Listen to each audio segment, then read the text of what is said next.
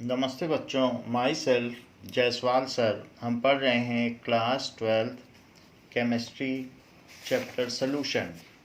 Now we have already studied about concentrations. Now various modes of concentrations. Now we will switch over to next topic, that is solubility.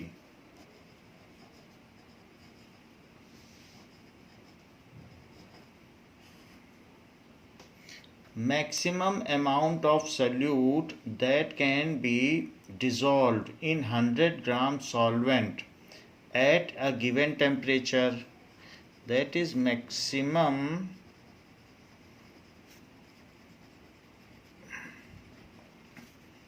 amount of solute which can be dissolved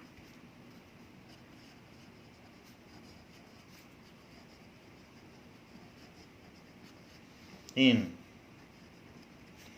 100 gram solvent at given temperature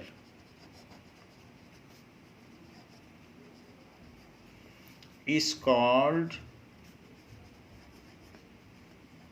solubility of that solute in that solvent, called solubility of that solute in that solvent. जितना ज़्यादा से ज़्यादा solute मिलाया जा सके, dissolve किया जा सके 100 ग्राम सॉल्वेंट में, तो वो उसकी सॉल्युबिलिटी होती है. For example, at room temperature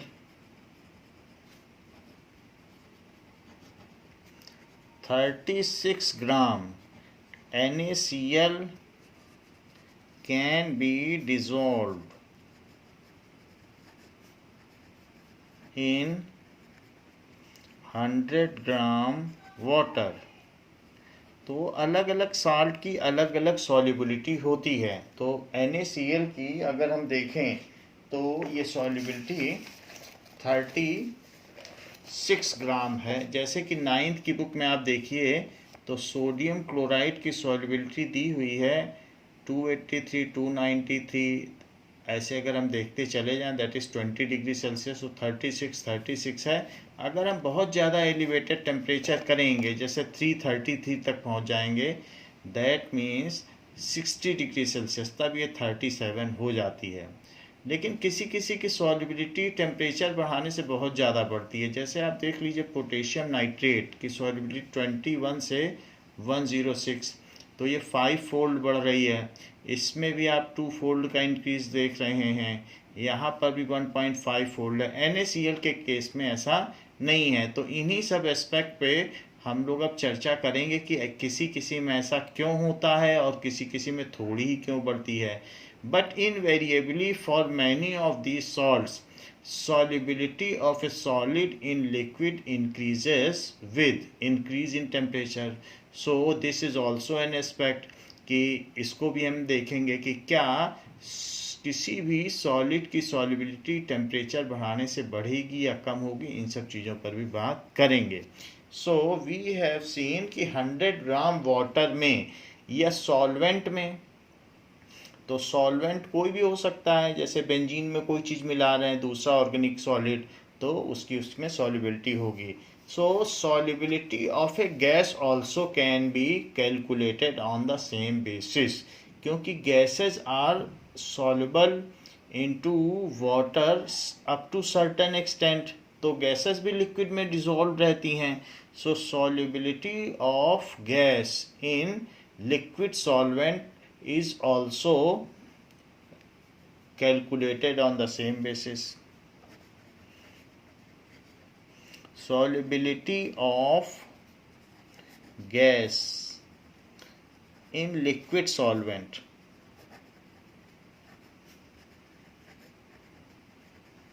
is defined in the same manner.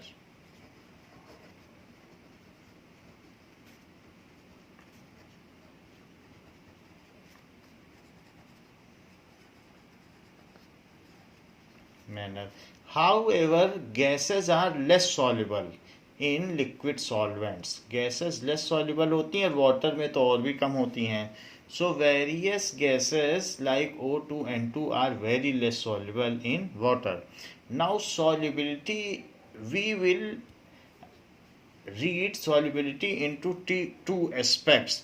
तो पहली चीज की जो solubility है ऑफ सॉलिड इन लिक्विड, उसको हम अलग से पढ़ेंगे, और गैस इन लिक्विड तो इन लिक्विड में हम पढ़ेंगे, लेकिन दो चीज़ों की सॉलिबिलिटी पढ़ेंगे. That is solid in liquid and gas in liquid. Liquid in liquid इसलिए नहीं पढ़ रहे हैं कि अगर इथेनॉल, एल्कोहल और वाटर को मिलाओ तो ऐसा कोई कंस्ट्रेंट नहीं है और वो ऑल प्रपोर्शंस में सॉल्युबल होते हैं. So liquid in liquid they dissolve on the basis of like dissolves like.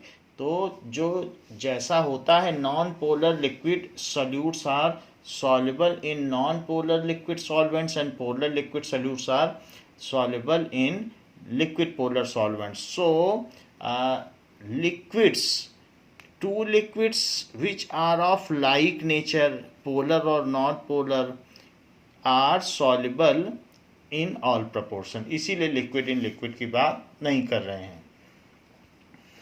So two liquids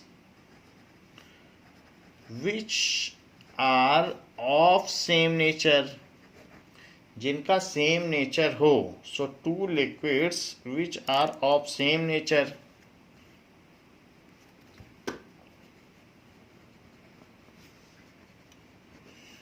same nature का क्या मतलब है कि पोलर हो दोनों और दोनों ही नॉन पोलर हों.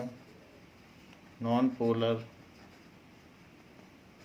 जैसे अगर हम हेप्टेन में ऑक्टेन मिला दें तो आसानी से मिल जाएगा, दोनों नॉन पोलर है. बेंजीन में ऑक्टेन मिला दें, हेप्टेन मिला दें.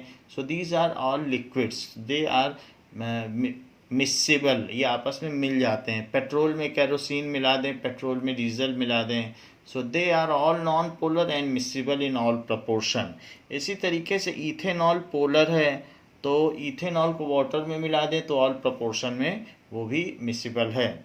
सो two liquids which are of same nature are miscible in all proportion. चाहे जितना जिसको मिलाओ तो सॉल्युबिलिटी की कोई बात ही नहीं आती है. Are miscible in all proportion. It is due to the basis like dissolves like.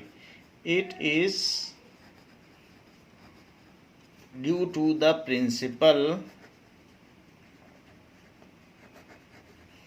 like dissolves like. जो एक जैसे होते हैं वो आपस में डिजोल्व हो जाते हैं.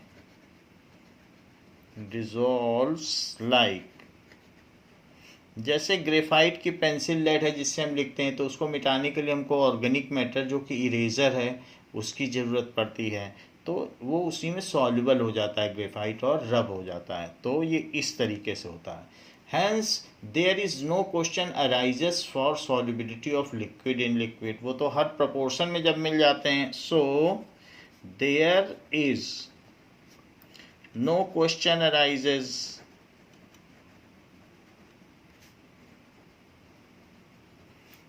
for solubility of liquid in liquid.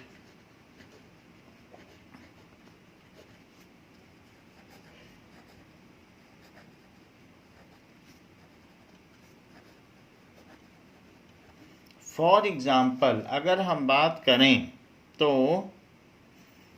Hexane भी नॉन पोलर है एंड हेप्टेन. हेक्सेन हो गया C6H14 और ये C7H16 हो गया. CnH2n+2. So are miscible in all proportion. ये आपस में मिक्स हो सकते हैं तो इनको कहा जाएगा मिक्सेबल इन ऑल प्रपोर्शन.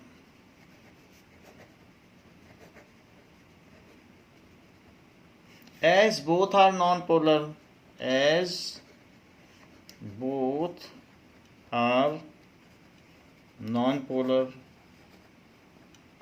इसी तरीके से most of the organic solvents are non-polar and they can be dissolved in benzene, carbon tetrachloride और ईथर। इन सभी में ये आसानी से मिसिबल हैं क्योंकि ये सब भी नॉन पोलर सॉल्वेंट्स हैं, ideal non polar solvents. So all organic liquid solvents, liquid अगर आप ये भी कह सकते हैं, सॉल्यूट भी कह सकते हैं जो थोड़े अमाउंट में, solute which are non-polar, which are non-polar, well dissolves, अच्छी तरीके से घुल जाएगा in C6H6 बेंजीन में, इसी तरीके से CCl4 कार्बन टेट्राक्लोराइड और di ethyl ether, that is diethyl ether या ethoxy ethane, because these are also non-polar, as these are also non-polar, इसीलिए ये ऑर्गेनिक सॉल्वेंट्स कहलाते हैं। Most of the organic reactions are carried out in this medium, तो इसी medium में ये reaction कराई जाती है। तो ये तो हो गया कि नॉन पोलर में डिसॉल्व करेगा। In the similar manner ethanol which is polar, तो इथेनॉल पोलर क्यों है? क्योंकि जो C2H5 है इससे एक बॉन्ड निकलेगा C से O का और फिर O से H का, तो वो यहाँ से भी इलेक्ट्रॉन लेगा और यहाँ से भी इलेक्ट्रॉन लेगा और इस तरीके से ये दोनों वेक्टर आपस में देखा जाए तो अल्टीमेटली इसमें डाइपोल मोमेंट ऊपर हो जाएगा। देयर आर टू वेक्टर्स, तो उनका टर्मिनल अगर आप मिलाएंगे तो आप ये भी कह सकते हैं कि it is positively charge, it is also partially positive charge और ये निगेटिव चार्ज। तो पॉजिटिव का सेंटर यहाँ पड़ जाएगा और डेल्टा पॉजिटिव, तो ये एक तरीके का पोलरिटी डेवलप हो गई, डाइपोल मोमेंट। तो ये चीज़ हो गई। इलेक्ट्रॉन शिफ्ट जहाँ होता है उसी डायरेक्शन में केमिस्ट्री में डाइपोल मोमेंट दिखाया जाता है, तो ये चीज़ हो गई। अच्छा, वाटर भी इसी तरीके से है, तो वाटर भी एक पोलर सॉल्वेंट है। This is plus, this is plus, this is minus, plus का सेंटर यहाँ पर आ जाएगा, तो एक तरीके से ये भी पोलर है। So ethanol well dissolves in water in all proportion because both are polar in nature. So ना तो इसका डाइपोल मोमेंट जीरो है ना इसका डाइपोल मोमेंट जीरो है। So ethanol is soluble in water in all proportions as both are polar in nature. Is soluble in water as both are polar in nature.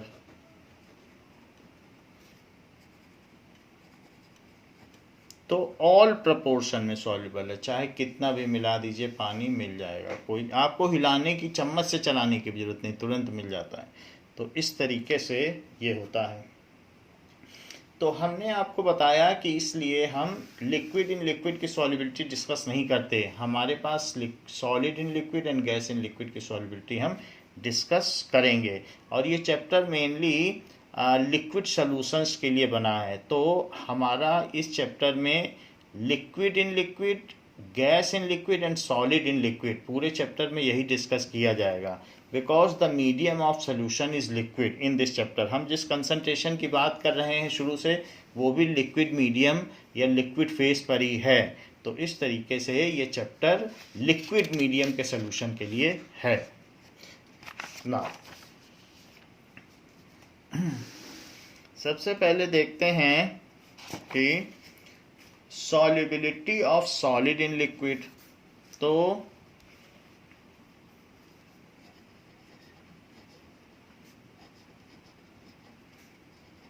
of solid in liquid.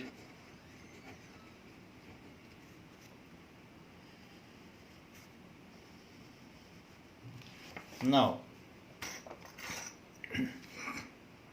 जैसे कि अगर हम किसी trough में या tumbler में या vessel में NaCl ले लें, तो NaCl अगर हम ले लेते हैं तो क्या होगा, उस NaCl के क्रिस्टल में Na भी होगा, Cl भी होगा, और सब अल्टरनेट होंगे, Na+, फिर Cl-, फिर Na+, ऐसे सब अल्टरनेट होंगे। तो इसी तरीके से यहाँ Cl-, Na+ और Cl-, ऐसे पूरा क्रिस्टल होगा। और इसमें वाटर ले लिया जाए तो it is solid in liquid, तो ये पूरा वाटर है ट्रफ में, that is water. Water particles of any matter are continuously moving, so particle of water are moving and continuously hitting it, तो वो इसको हिट करते रहते हैं। तो जो NaCl है वो क्या होगा, NaCl को टूटना है और टूट के अलग अलग होना है, तो इसमें इसे Na+ बन जाना है और साथ ही साथ Cl- बन जाना है प्लस Cl-, तो इसको कहते हैं कि ये जो सॉलिड स्टेट है इस तरीके से टूट जाना, उसको लैटिस एंथैल्पी कहते हैं, that is lattice enthalpy. Na+ ये आयन हो गया और Cl- आयन हो गया, so this is lattice enthalpy. इसको तोड़ने में जो एनर्जी लगती है, सो दैट इज, अगर हम देखें सो इसको ऐसे लिखा जा सकता है, that is lattice enthalpy. Enthalpy तो H हो गया, तो ये, तो इस रिएक्शन के लिए जो लैटिस एंथैल्पी है इट इज़, क्योंकि एनर्जी की ज़रूरत पड़ेगी, ऐसे तो नहीं टूट जाएगा, +- है तो अलग अलग ऐसे तो नहीं टूट जाएगा, तो इन आयंस को तोड़ने के लिए 782 किलो जूल पर मोल चाहिए।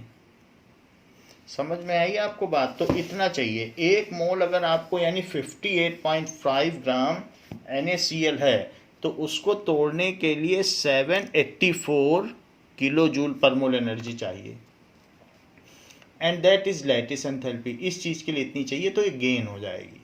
अब देखिए, अब ये Na+ और Cl ये जब वाटर में रहेंगे तो ये ऐसे नहीं रह सकते, वाटर इनको सराउंड कर लेगा और वाटर क्या करेगा कि इनके चारों तरफ हाइड्रेशन कर देगा। तो हाइड्रेशन कैसे करेगा, क्योंकि जो वाटर मॉलिक्यूल है वो वाटर मॉलिक्यूल एक तरीके से डाईपोलर है। कैसे, क्योंकि ये माइनस, ये प्लस प्लस है, तो अभी थोड़ी देर पहले पीछे बताया आपको कि ये एंड निगेटिव है और ये एंड पॉजिटिव है। इस तरीके से वाटर मॉलिक्यूल इनका सेंटर यहाँ पर प्लस लिया जा सकता है, और फिर इसी को हमने बना के बताया कि इस तरीके से इसका डाइपोल मोमेंट इस डायरेक्शन में है। तो जैसे जैसे वाटर मॉलिक्यूल इसको तोड़ेंगे तो Na+ और Cl- अलग अलग हो जाएगा, तो इसको वाटर सराउंड कर लेंगे। So due to electrostatic attraction इसके चारों ओर भी चले आएंगे और इसके चारों ओर भी चले आएंगे। तो चूंकि ये निगेटिव है तो यहाँ प्लस माइनस ऐसे वाटर मॉलिक्यूल, ये जो वाटर मॉलिक्यूल है इसको घेर लेगा। जैसे यहाँ पर +- मेरा कहने का मतलब है 2H यहाँ और 1 O यहाँ, ऐसा होगा वाटर ऑफ हाइड्रेशन, H और O। तो उसी तरीके से बन जाएगा कि नहीं, प्लस इसके पास में है तो +- सिंबॉलिक है डाइपोल, बाकी होगा तो यही, H को पास आना पड़ेगा और O को दूर। जबकि यहाँ पर क्या होगा, Na+ में O इसके पास में रहेगा क्योंकि O निगेटिवली चार्ज है। तो यहाँ पर ये प्लस है, तो प्लस होने की वजह से यहाँ पर माइनस इसको भी घेर लेगा, माइनस प्लस और इस तरीके से। तो ये जो इसमें वाटर मिल गया तो Na को भी वाटर ने घेर लिया तो उसको कहेंगे हाइड्रेशन, और Cl को भी वाटर ने घेर लिया तो उसमें भी एक्वियस लिखिए। तो देखो Na में भी एक्वियस लिखा, Cl में भी एक्वियस लिखा, and that is called hydration enthalpy. So hydration enthalpy हो गई। हाइड्रेशन एंथैल्पी जो होगी उसमें एनर्जी रिलीज होगी। क्यों? क्योंकि it is due to electrostatic force. जब भी अट्रैक्शन होता है तो अट्रैक्शन की वजह से जैसे पेन जमीन पे गिर गया तो उसकी जितनी पोटेंशियल एनर्जी है सब रिलीज हो गई, फिर चाहे साउंड में हो चाहे किसी में हो, तो हीट में हो, लेकिन रिलीज हो जाती है सराउंडिंग में। तो हाइड्रेशन यानी कि अपोजिट चार्जेस का आपस में अट्रैक्ट होना, क्योंकि Cl माइनस है तो प्लस आपस में अट्रैक्ट हो गए, Na प्लस है तो माइनस की तरफ आ गए। तो इसमें 782 किलो जूल पर मोल ही एनर्जी रिलीज होती है।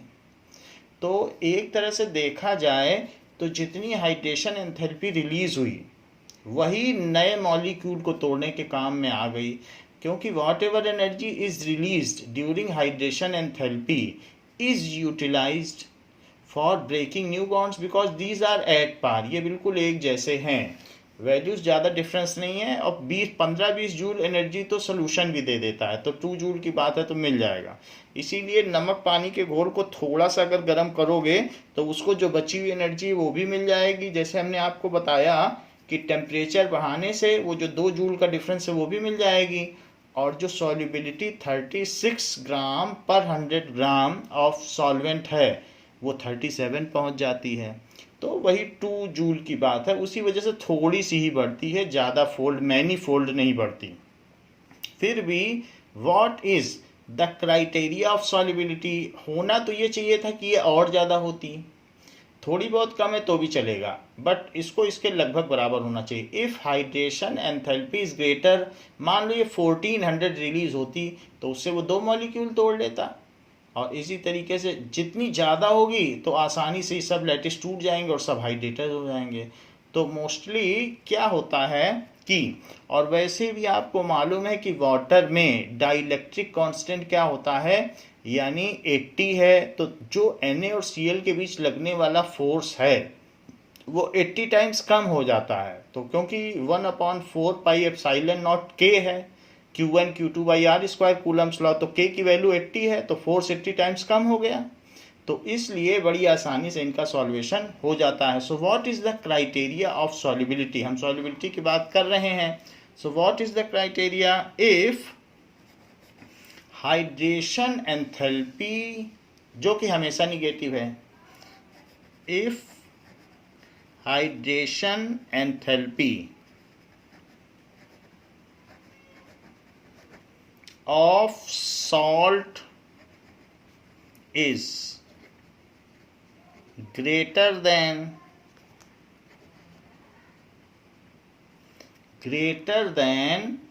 Lattice enthalpy. Lattice enthalpy required enthalpy, और हाइड्रेशन एंथैल्पी जो रिलीज है उसी से ही ये टूटेगा।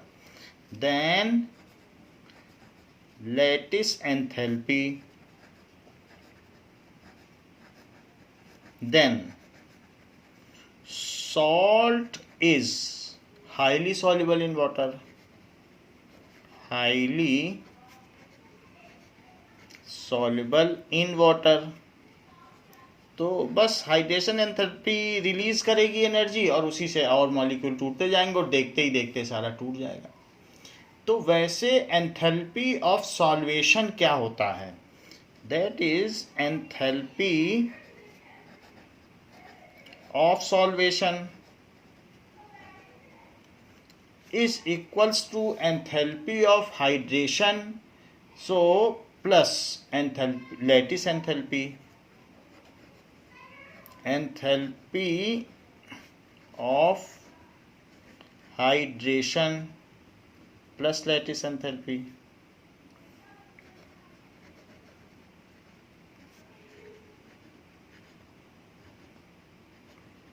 तो अगर हम NaCl का केस छोड़ें, दूसरे केसेस में अगर ये -1000 होती तो कितना अच्छा होता। उस 1000 से एक मॉलिक्यूल टूट जाता और बच भी जाती, फिर उससे दूसरे का टूटने का क्रम हो जाता। इन दोनों को निगेटिव होना चाहिए। तो निगेटिव होने से क्या होगा कि बहुत सारी हीट रिलीज होगी, हीट भी रिलीज होगी और मिल भी जाएगा, क्योंकि वो सराउंडिंग में जाएगी तो उस सराउंडिंग में क्या होगा, वो वाटर को गर्म करेगी, उस सॉल्ट को गर्म करेगी। तो if enthalpy of solvation is negative, hydration enthalpy की बड़ी वैल्यू हो निगेटिव, क्योंकि ये तो निगेटिव होती है, और ये वैल्यू कैसी होती है, positive. So enthalpy of solvation is negative, then such a reaction is called exothermic reaction, क्योंकि उसमें बहुत सारी हीट लिबरेट भी होगी। If and this is the criteria of solubility कि इसे ज़्यादा होना चाहिए। And if hydration enthalpy is lesser than the salts are sparingly soluble. If hydration enthalpy is lesser than lattice enthalpy, बहुत ज़्यादा लेसर हो तो 2 जूल तो कोई फर्क नहीं है। If hydration enthalpy is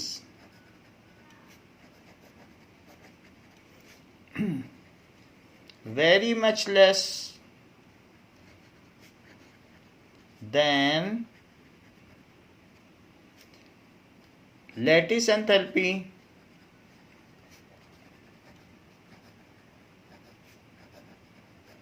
then salts are sparingly soluble, salts are sparingly soluble, फिर वो डिजॉल्व नहीं होते हैं, स्पेरिंगली सॉल्युबल हो जाते हैं। And in such cases precipitates are form, क्योंकि वो या तो नीचे बैठ जाते हैं, सो वो स्पेरिंगली सॉल्युबल है। Most of the salt remain undissolved, they either settle down at bottom और float at top. Most of the salt remain undissolved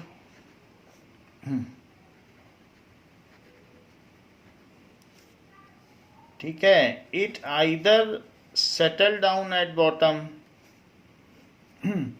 तो एक चीज हम यहाँ पर लिख लें, एंथैल्पी ऑफ सोल्यूशन लिखें, सॉल्वेशन ना लिखें, सोल्यूशन, एंथैल्पी ऑफ सोल्यूशन उसको बोलते हैं।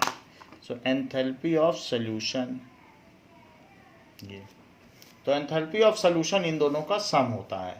तो most of the salt remain undissolved, it either settles at bottom or float at top, ये होता है। So it results in formation of precipitate, results in formation of precipitate। Precipitate भी कई बार बन जाता है, कई बार हम डबल डिस्प्लेसमेंट रिएक्शन देखते हैं तो प्रेसिपिटेट का यही क्राइटेरिया होता है।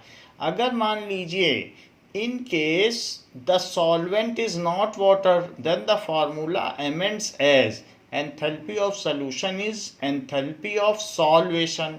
मान लीजिए आप इथेनॉल में ले रहे हैं, डिसॉल्व कर रहे हैं, तब फिर हाइड्रेशन वर्ड नहीं यूज कर होगा, हाइड्रा वर्ड वाटर के लिए होता है। So if the solvent is taken as other than water, if solvent is taken other than water,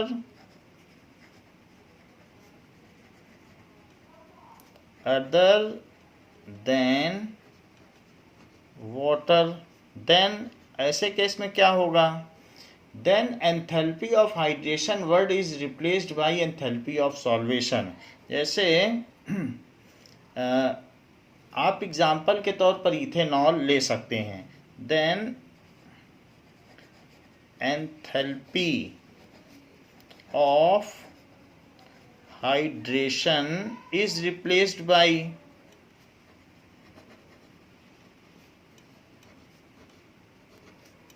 enthalpy of solvation, उसे सॉल्वेशन कहेंगे। और एग्जाम्पल है ethanol, that is solvent is ethanol, अगर है वाटर ना हो।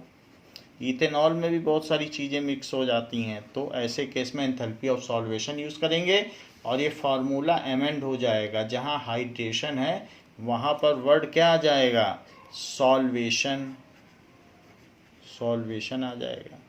तो enthalpy of solution is enthalpy of solvation plus lattice enthalpy हो जाएगा।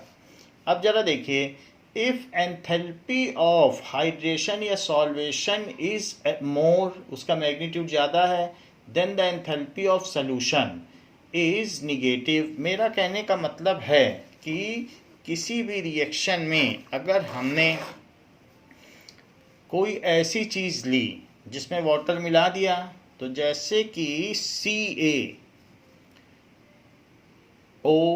तो CaO प्लस वाटर मिला दिया, तो अगर इसको हमने मिला दिया, ठीक है, CaO भी ले सकते हैं और नहीं तो आप मिल्क ऑफलाइन भी ले सकते हैं, COH का होल ट्वाइस। तो इसमें क्या होगा, Ca2 प्लस और एक्वियस सोल्यूशन बन जाता है और plus 2OH minus aqueous solution. तो इस तरीके से इसमें डिज़ोल्व हो जाता है और large amount of energy surrounding में डिसिपेट हो जाती है, बहुत सारी हीट निकलती है। तो इस रिएक्शन में वास्तव में ये कैटायन इतना छोटा है कि बहुत हीट निकलती है और इसके छोटे होने की वजह से भी काफ़ी हीट निकलती है। तो इस तरीके से liberated amount of energy in this reaction, जो हीट ऑफ सॉल्यूशन, ये है हीट ऑफ सॉल्यूशन। अगर सॉल्व लिखा है तो इसका मतलब है सॉल्यूशन, हीट ऑफ सॉल्यूशन। तो हीट ऑफ सॉल्यूशन निगेटिव है, यानी पूरी रिएक्शन में हीट का लॉस हो रहा है और वो सराउंडिंग में जा रही है। तो such reaction in which heat of solution is negative, negative का मतलब ही है कि हाइड्रेशन एंथैल्पी लार्जली निगेटिव है। So if heat of solution is negative, then such reactions are called exothermic reaction. If heat of solution is negative, then such reactions are called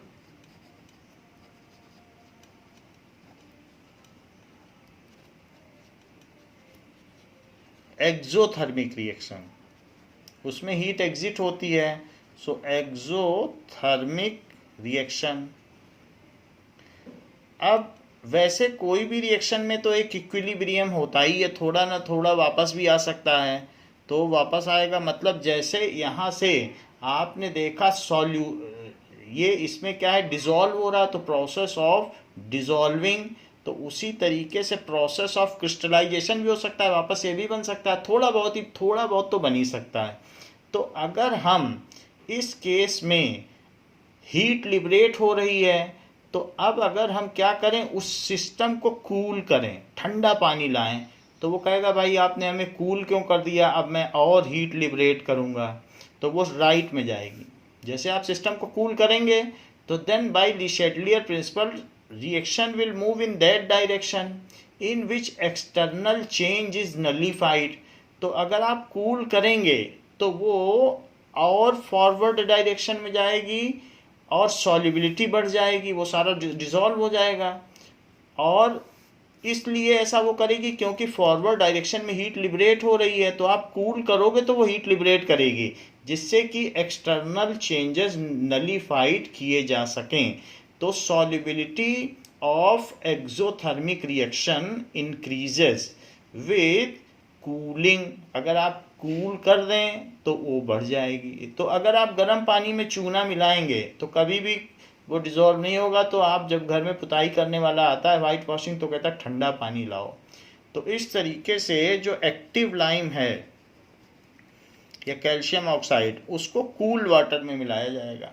तो क्या बात लिख दी जाए कि in exothermic reactions, in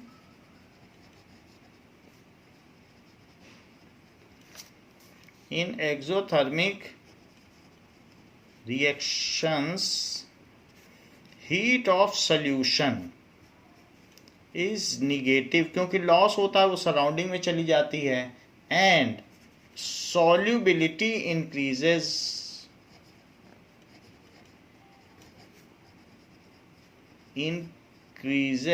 with decrease in temperature, with decrease in temperature, ठंडा करते जाओ, बाहर आइस लगा दो, देखो फिर कैसे लाइन घुलता है। टेम्परेचर, ऐसा क्यों होता है? It is due to Le Chatelier principal.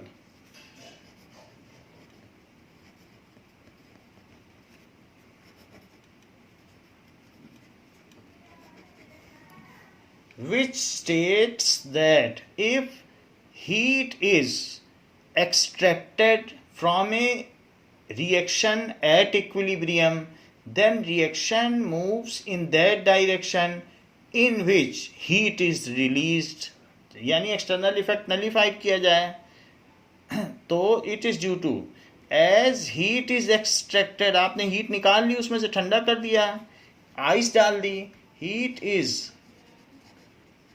extracted from reaction which was at equilibrium, जितना उसे घुलना था घुल गया था, which was in equilibrium,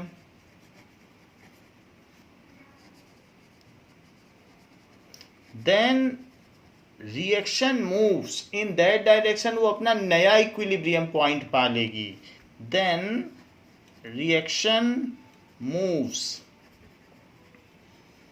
in that direction in which external effects are nullified.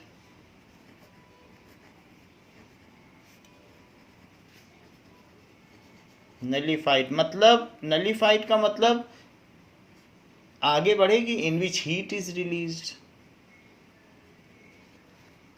तो हीट कहाँ रिलीज हो रही है? That is it moves in forward direction, और फॉरवर्ड में मूव करेगी तो क्या होगा?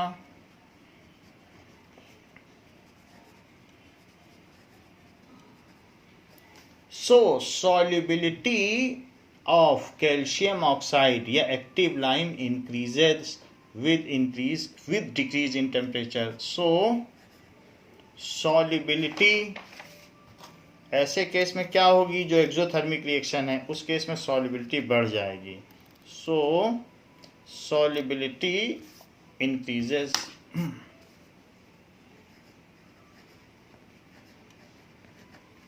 of salt increases, यानी सॉलिड इन लिक्विड सोल्यूशन की ये बात है, अगर एक्सोथर्मिक रिएक्शन है और आप ठंडा कर दें तो फिर उसमें सॉल्युबिलिटी बढ़ जाएगी और चूना उसमें डिसॉल्व हो जाएगा. अच्छा, इन कंट्रास्ट इसका उल्टा क्या है? If reaction is endothermic,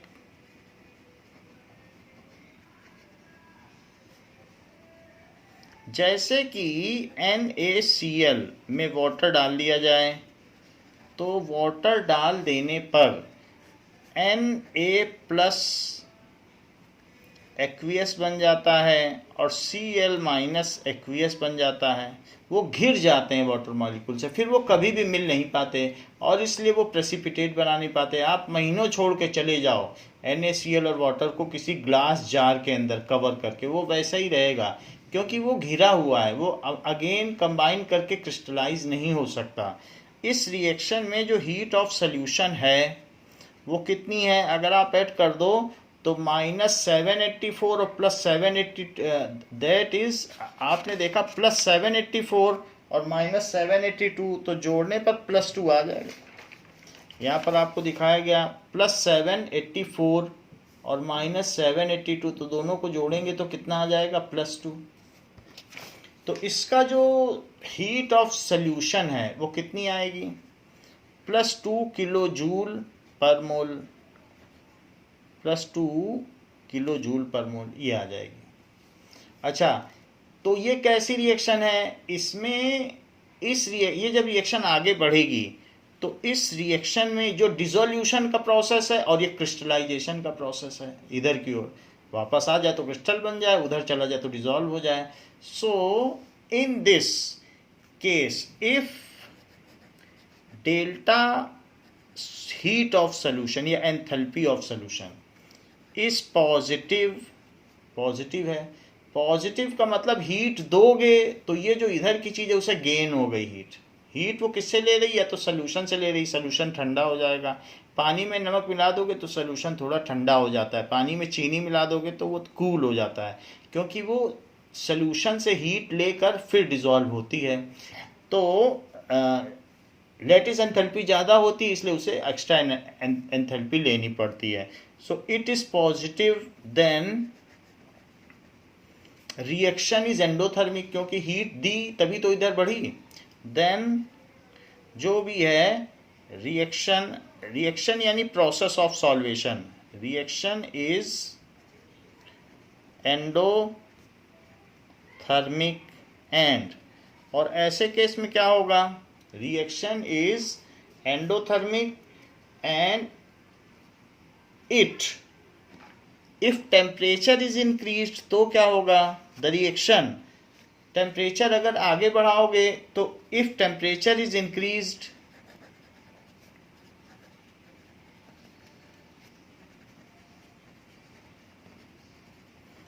then reaction moves in that direction in which given heat is absorbed. Temperature increase कर रहे हो तो हीट ही तो सप्लाई कर रहे हो. then reaction moves in that direction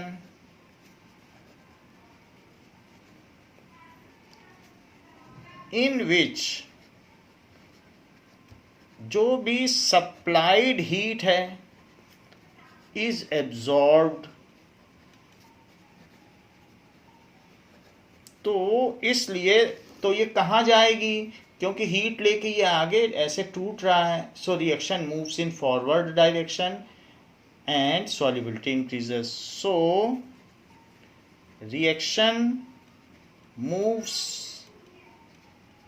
in forward direction. जो हीट लिबरेट कर रहा हो, अगर माइनस होता तो उसको हीट की क्या ज़रूरत है? वो तो जो हीट दे रहा है चुपचाप आप आइस डाल डाल के वो हीट का फ़ायदा उठाते रहो.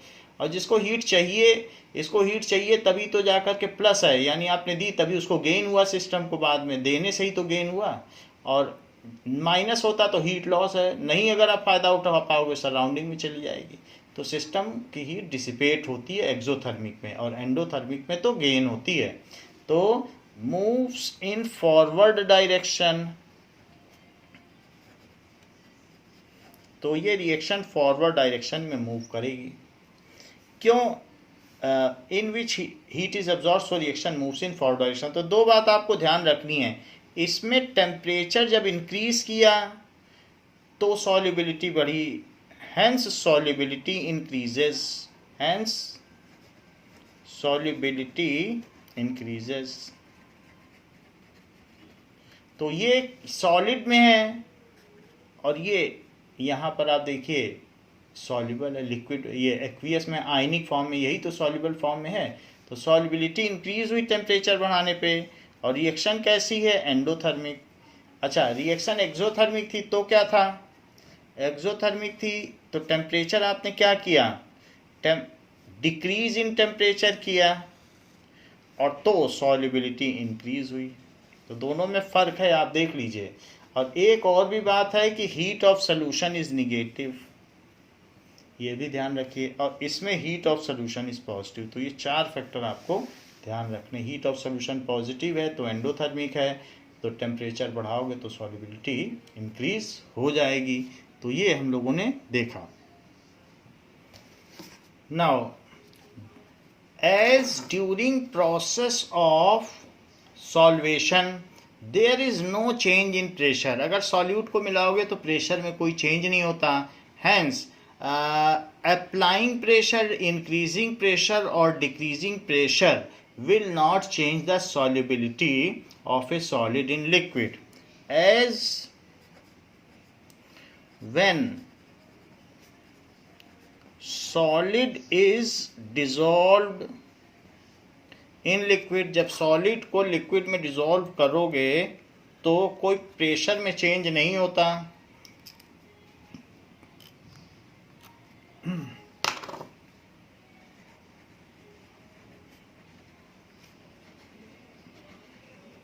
then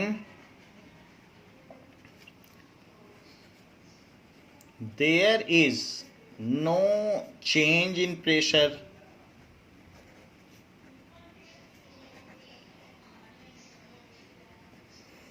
ओके, सो इसलिए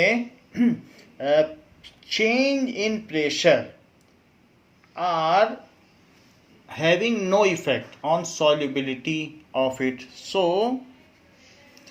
change in pressure does not shift the point of equilibrium, does not shift the point of equilibrium।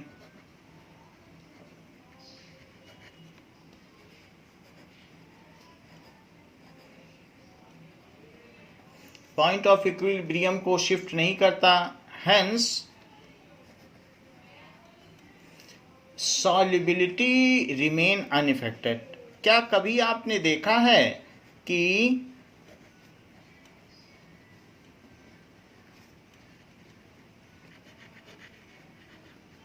अगर मान लीजिए जैसे लाइम वाटर को आप वाटर में, एक्टिव लाइम को वाटर में डालें तो वो बॉयल होने लगता है, तो इससे पता चलता है कि लाइम वाटर का वाटर में मिक्स करना एक एक्सोथर्मिक रिएक्शन है। तो अगर वो बॉयल हो रहा है तो हमें क्या करना चाहिए उसकी सॉल्युबिलिटी बढ़ाने के लिए? उसे कूल करना चाहिए।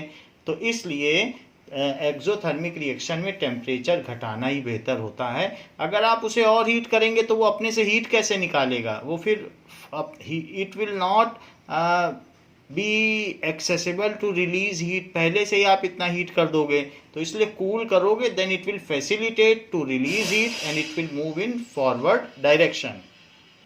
Now let us see reaction of quicklime, that is calcium oxide in water. ये किस तरीके से रिएक्ट करता है और इसमें हीट कैसे एग्जिट होती है।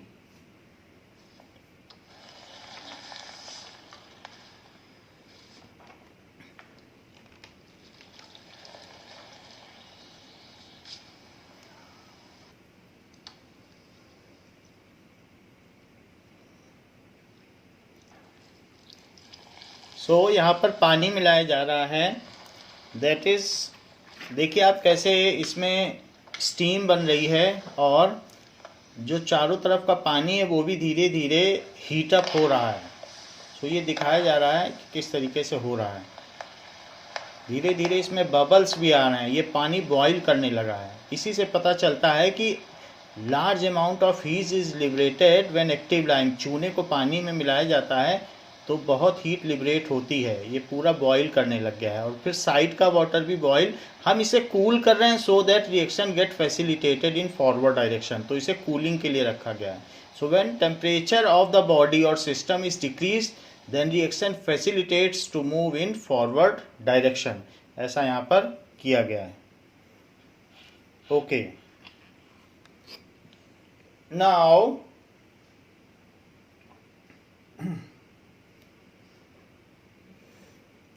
we come again to the process of solubility कि किस तरीके से सॉलिड डिसॉल्व होता है और किस तरीके से इसमें इक्विलिब्रियम होता है। तो हमने ये बात देखी कि if solid is put into, solid को अगर पुट कर दिया जाए लिक्विड में तो धीरे धीरे उसके आयंस, जो भी सॉल्ट्स होते हैं तो उसके आयन धीरे धीरे हाइड्रेटेड हो जाते हैं। जैसे कि हमने कहा Na+ और Cl- हाइड्रेटेड हो गए और चारों तरफ ये वाटर मॉलिक्यूल से, जो कि डाइपोल है, उससे ये घिर जाते हैं। They get surrounded by this. तो बट एक सॉल्युबिलिटी की लिमिट है। वैसे तो यहाँ पर NaCl अभी है, बहुत सारे पार्टिकल ऐसे पड़े हुए हैं। तो अगर आप डालते जाओगे तो 36 ग्राम पर 100 ग्राम ऑफ वाटर से ज़्यादा नहीं डिजॉल्व होगा, क्योंकि एक Cl को घेरने के लिए 8 वाटर मॉलिक्यूल चाहिए और इसको 6 चाहिए। कैटाइन छोटा होता है और आयन बड़ा होता है।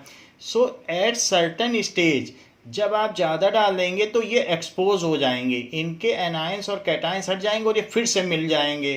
तो ऐसे केस में फिर से इनका रिक्रिस्टलाइजेशन हो जाएगा, because some of the water molecule leave it and will go to some other new forming molecules.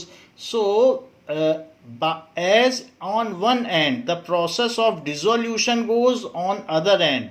जब आप बहुत ज़्यादा डाल देंगे तो एक सेचुरेशन लिमिट आ जाएगी कि अब और नहीं डिजॉल्व हो सकता है। तो at that time the rate of dissolution is equals to rate of crystallisation. अगर आप उसमें 10 ग्राम डालेंगे तो 10 ग्राम वो जो डाला है वो तो डिसॉल्व हो जाएगा, बट नया 10 ग्राम फिर से रिक्रिस्टलाइज हो जाएगा। तो वो सेचुरेशन लिमिट है। सो इसमें क्या होता है कि दो प्रोसेस एक साथ चल रहे हैं। मान लीजिए आप NaCl प्लस वाटर डालते हैं। सो एक प्रोसेस चल रहा है कि डिसोल्यूशन का, वो डिसॉल्व हो रहा है, और Na plus aqueous that is hydrated बन गया, एंड Cl माइनस एक्वियस ये वाटर में फ्लोट कर रहे हैं एनायंस। तो ये प्रोसेस है डिसोल्यूशन का। However if you continue to add NaCl then at certain stage some of water molecule will get away from it and surround the other molecule, and these opposite ions are exposed to each other and again get combined to form crystal. तो इधर crystallization भी है।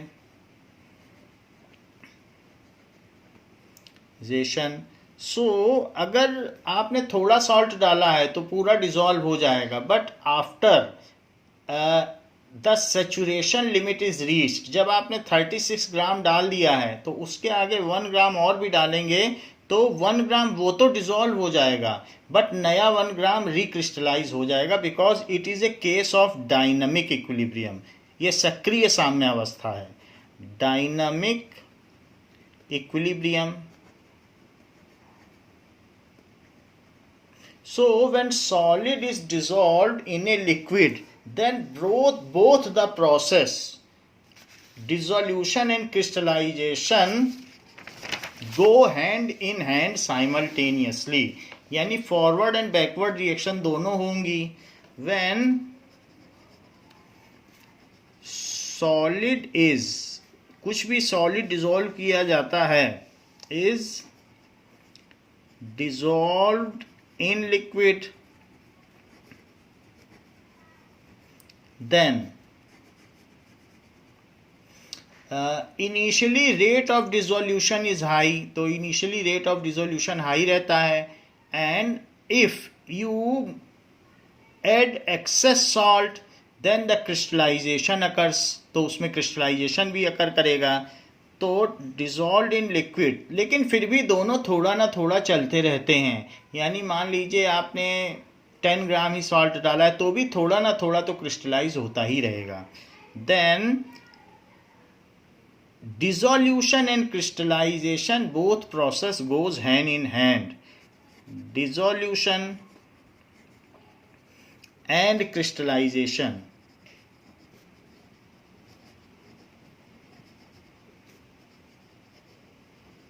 both process goes hand in hand।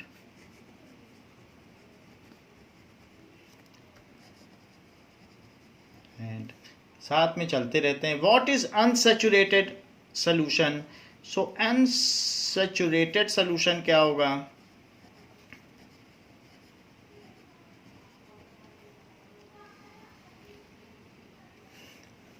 So a solution of solid in liquid in which more amount of solid can be dissolved at the given temperature. A solution of solid in liquid, we are bound to say that because we are discussing solid in liquid, otherwise it is equally applicable to gas in liquid. So a solution of solid in liquid in which more amount of solid can be dissolved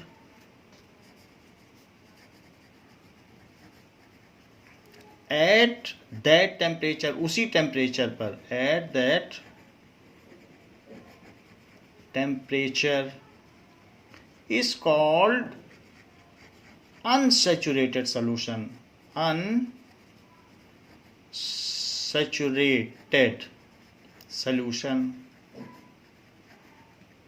जैसे कई बार हम पढ़ते पढ़ते saturate हो जाते हैं, फिर और नहीं पढ़ा जाता, दैट इज, वो हम कहते हैं कि हम संतृप्त हो गए हैं, और ये असंतृप्त विलयन है। इसमें भी और डालोगे तो अभी और मिलेगा। तो जब हम अनसैचुरेटेड रहते हैं तो और पढ़ने की इच्छा होती है। एग्जाम्पल के तौर पर कि 5 ग्राम NaCl पर 100 gram water at 20 degree Celsius, तो अभी तो इसमें बहुत मिलाया जा सकता है। तो हम ये देख सकते हैं कि उसकी सॉल्युबिलिटी 36 होती है, तो 31 ग्राम तो अभी और डाल सकते हो, तो ये अनसैचुरेटेड सोल्यूशन है, और मिलाया जा सकता है। More amount can be dissolve, so this is unsaturated solution. What is saturated solution? Saturated solution एक ऐसा सोल्यूशन लीजिए जिसमें कि 36 ग्राम NaCl मिक्स हो। तो 36 ग्राम ये जो सोल्यूशन है, इसमें 36 ग्राम NaCl है मिक्स्ड कंडीशन में, और साथ में प्लस 100 ग्राम वाटर भी है, दोनों चीज़ें हैं। अच्छा, इसके अलावा फिर भी नीचे सॉल्ट बैठा हुआ है, क्योंकि हमने और एक्सेस सॉल्ट डाल दिया, तो ये सॉल्ट बैठा हुआ है। तो यहाँ क्या हो रहा है, ये जो सॉल्ट है ये आइडियली नहीं बैठा है, ये कोई स्टैटिक इक्विलिब्रियम नहीं है, it is getting dissolved and simultaneously the same amount of the salt is getting crystallised. तो दोनों चीज़ें हो रही हैं, और इसमें सिर्फ 36 ग्राम ही इसकी कैरिंग कैपेसिटी है, इतना ही इसमें रहेगा। फिर भी डिसोल्यूशन का प्रोसेस और क्रिस्टलाइजेशन का प्रोसेस यहाँ जारी है। So a solution of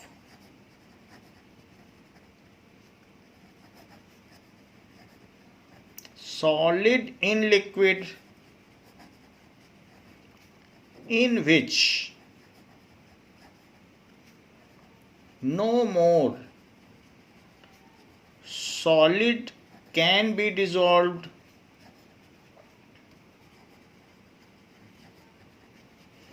at that temperature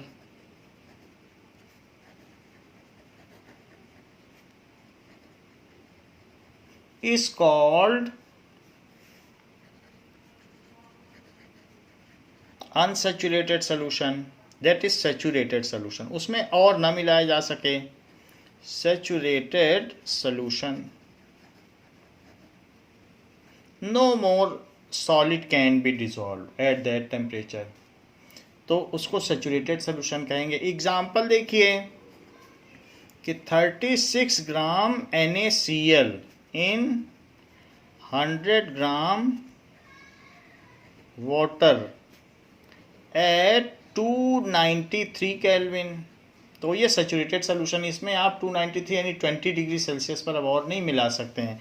लेकिन वहीं 37 ग्राम NaCl in 100 gram water at 333 kelvin भी सैचुरेटेड सोल्यूशन है। ये भी एक एग्जांपल है, क्योंकि टेम्परेचर बढ़ा दिया, एंडोथर्मिक रिएक्शन थी, तो इसकी सॉल्युबिलिटी थोड़ी बढ़ गई, तो ये भी सैचुरेटेड है एंड ये भी सैचुरेटेड है। तो ये दोनों एग्जांपल्स हैं, both are saturated solution, both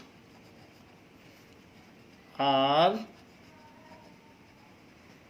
saturated solution.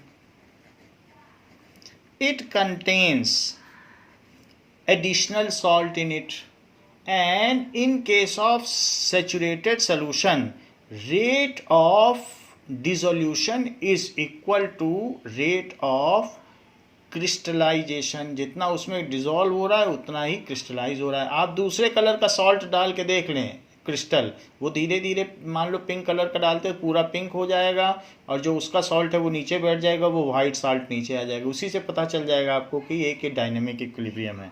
So both are saturated solution. It contains some undissolve salt also, कुछ ना कुछ इसमें अनडिजॉल्व भी पड़ा रहेगा। अनडिजॉल्व सॉल्ट ऑल्सो, जो कि एक्सेस देन इट्स सॉल्युबिलिटी होगा। एंड रेट ऑफ डिसोल्यूशन, जो उसमें डिसॉल्व हो रहा है, dissolution is equal to rate of crystallisation. क्योंकि पानी के तो सीमित मॉलिक्यूल हैं, वो उतने ही NaOCl को घेर पाएंगे। ज़्यादा डाल दोगे तो पिछले वाले से निकल के इधर आ जाएंगे और वहाँ वो दोनों फिर से आपस में अट्रैक्ट होकर कंबाइन हो जाएंगे। तो ज़्यादा डालने से कुछ हल नहीं है। जितना Na+ को 6 चाहिए वाटर मॉलिक्यूल और Cl- को 8 चाहिए, तो वो चाहिए ही चाहिए। इसी वजह से इसकी सॉल्युबिलिटी एक लिमिट तक ही होती है, सॉल्युबिलिटी कंस्ट्रेंट्स होते हैं। सो रेट ऑफ क्रिस्टलाइजेशन, तो ये चीज होती है। तो ये है, it is a case of dynamic equilibrium. It is a case of, ये सक्रिय साम्यावस्था का उदाहरण है, डायनामिक इक्विलिब्रियम।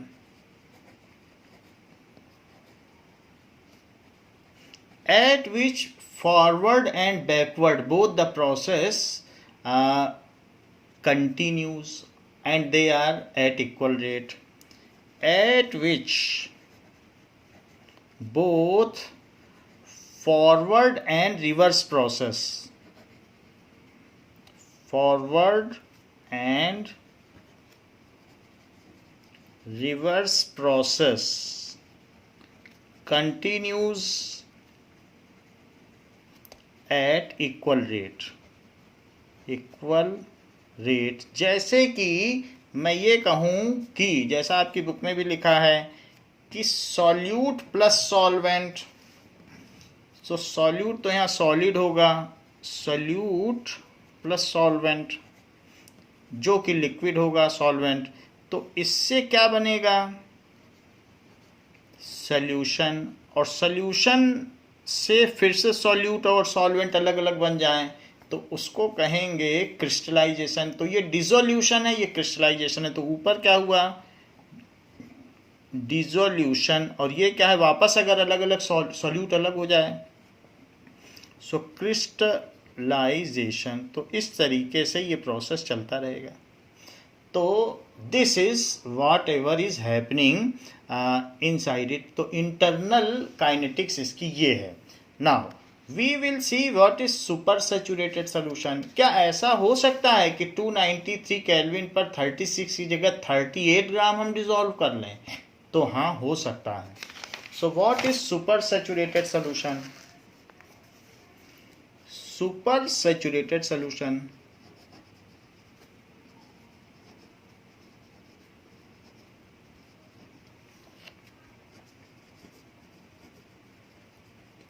नाउ, कभी आपने देखा है कि नॉर्मल पानी में इतनी चीनी नहीं घुलती जितनी कि हम और गर्म करते हैं। जैसे जलेबी वाला जब चाशनी बनाता है तो खूब गर्म करता है।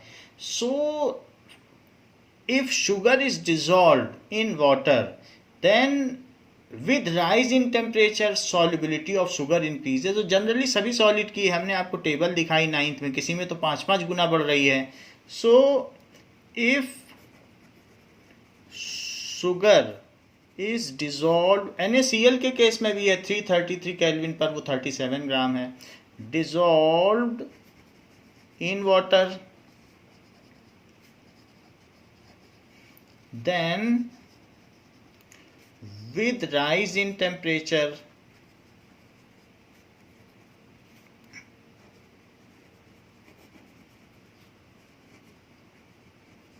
solubility increases.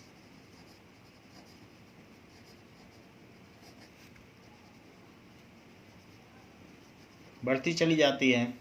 Now solubility increases होती है, तो अगर if such a saturated solution at elevated temperature, high temperature पर सडनली सुपर कूल कर दिया जाए, if such a saturated solution, जो बहुत हाई टेम्परेचर पर सैचुरेटेड बनाया गया हो, सैचुरेटेड सॉल्यूशन, जैसे आपने देखा था 9th में कि कॉपर सल्फेट को वार्म वाटर में जितना मिक्स हो सकता है उतना मिला देते हैं, फिर कूल करते हैं, तो प्रोसेस ऑफ क्रिस्टलाइजेशन होता है और कॉपर सल्फेट के क्रिस्टल ब्लू कलर के बन जाते हैं, तो वही प्रोसेस है। Such a solution at elevated temperature यानी high temperature, temperature is suddenly cooled, बहुत जल्दी से उसे ठंडा कर दिया जाए, suddenly cooled, then system does not get a chance to crystallize, because crystallization एक स्लो प्रोसेस है, then system does not get a chance to get crystallize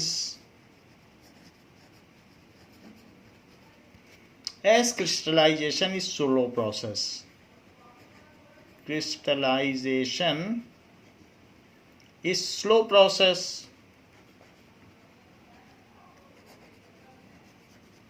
तो ऐसे केस में क्या होगा, and in this case at lower temperature, क्योंकि temperature तो आपने लोअर कर ही दिया है, the solubility is more than the saturated solution. In this case,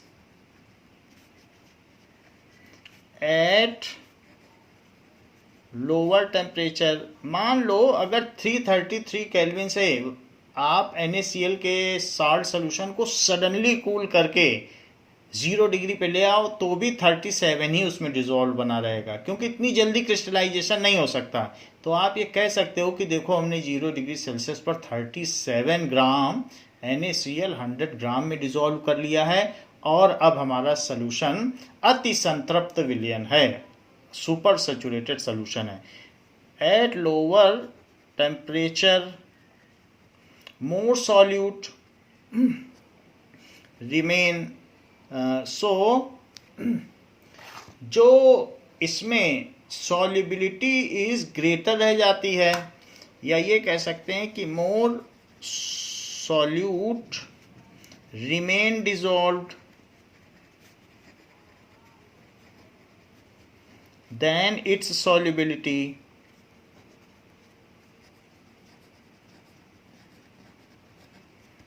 तो इट इज कॉल्ड